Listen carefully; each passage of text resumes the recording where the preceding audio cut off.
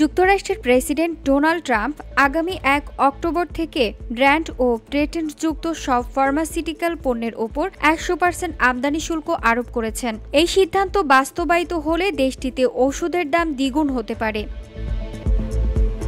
Trump শর্ত দিয়েছেন, বিদেশি কোম্পানি যদি যুক্তরাষ্ট্রে ওষুধ কারখানা স্থাপন করে তবে তাদের শুল্ক মওকুফ করা হবে। তবে কেন হঠাৎ এই শুল্ক আরোপ করা হলো এবং এটি পূর্বের প্রতিশোধমূলক শুল্কের সঙ্গে যুক্ত হবে কিনা তা তিনি প্রকাশ করেননি।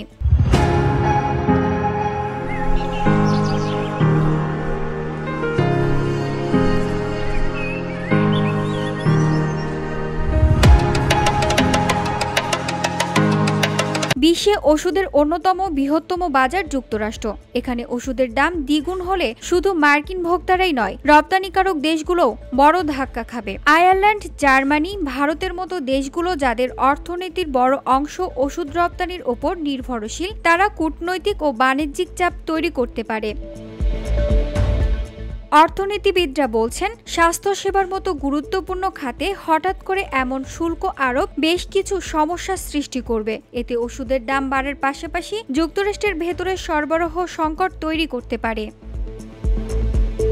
মার্কিন বিশেষজ্ঞরা মনে করছেন, এই বিষয়ে কংগ্রেস বা আদালত যদি হস্তক্ষেপ না করে তাহলে অক্টোবর থেকে যুক্তরাষ্ট্রে ওষুধের বাজারে বড় ধরনের অস্থিরতা দেখা দিতে পারে।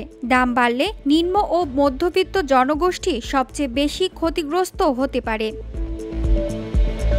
VOD Bangla news desk.